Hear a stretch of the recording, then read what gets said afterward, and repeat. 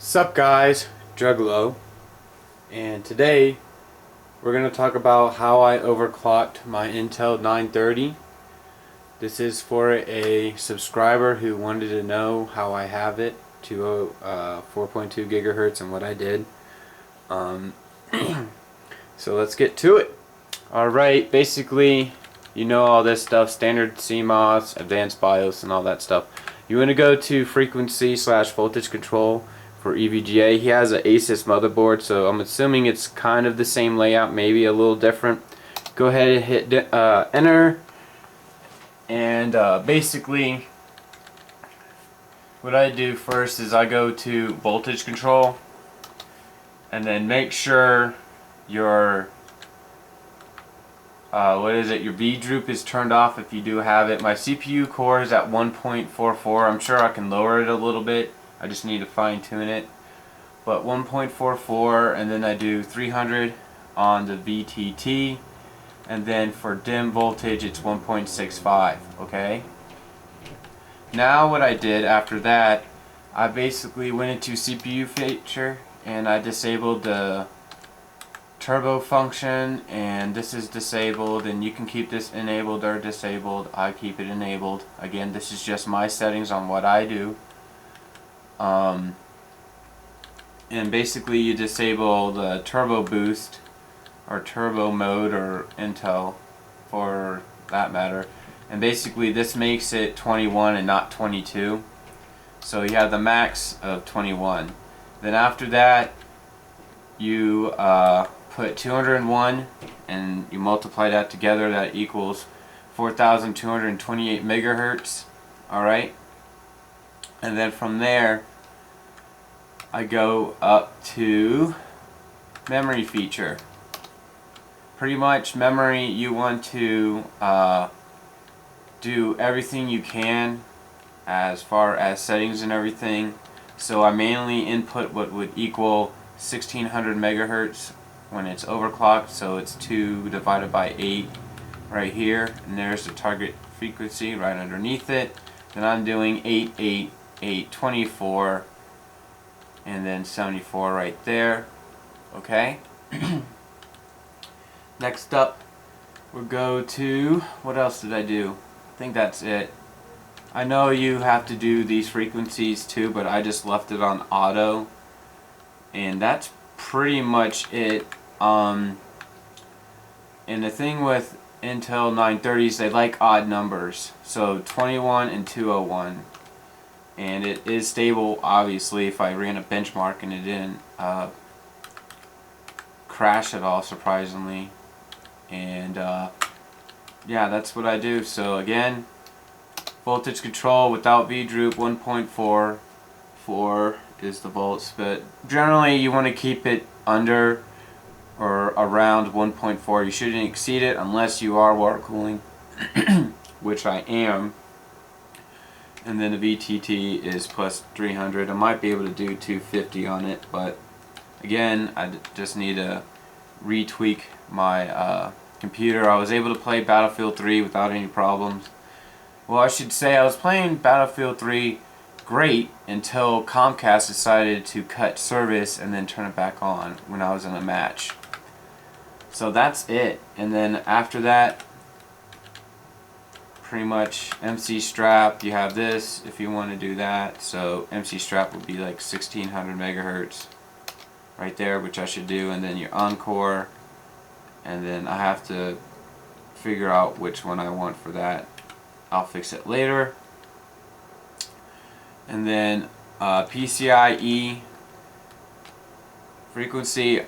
Now, messing with this is a touchy subject, but from what I heard, if you boost it up to 10, you could do it to 101 to 105.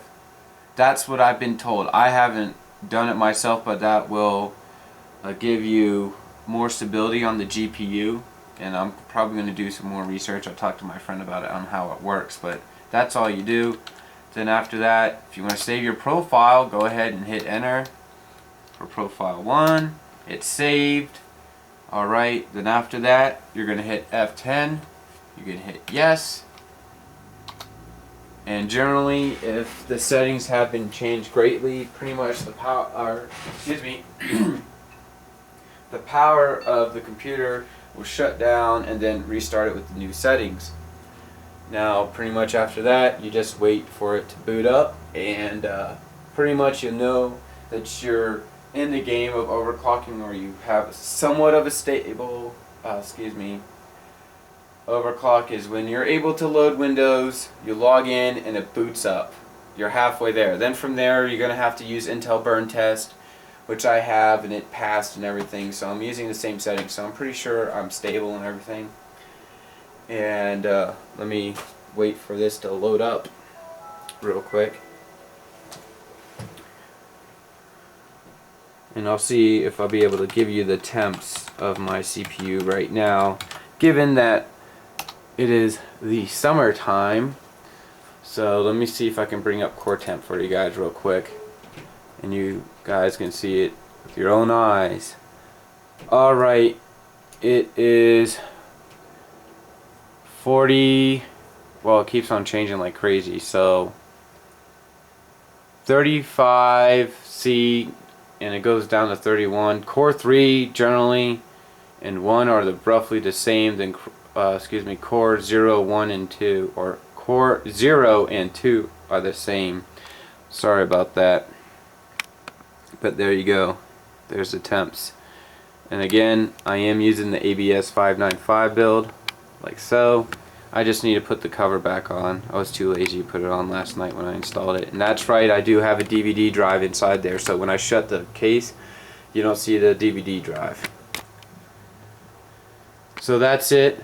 I hope this helped the guy that wants help.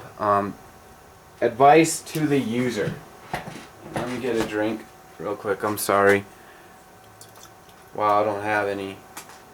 That sort of sucks. But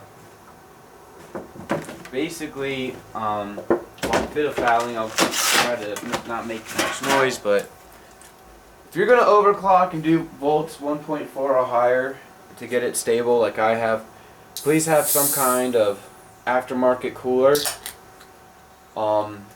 such as a Venomous X, which I have. I'm probably going to sell that maybe. You have the Silverite Aero, which is really good. You have the Noctua coolers. You have the H50, the H60, the H70, the H100. Pretty much, generally a high-end cooler can beat those overall with the right pair of fans. So, you know, if you want to do water cooling, just get the XSPC water cooling kit. And now they're starting to come out with kits. Well, some water cooling stores are having it where it has a Raystorm, which is cool. I know DAS mode had that first, or Days mode, depending on how you say it.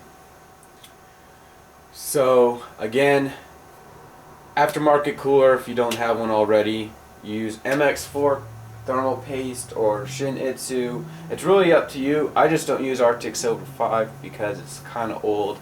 It's no longer top dog, so I use MX4, and I'll show you what it looks like in the packaging.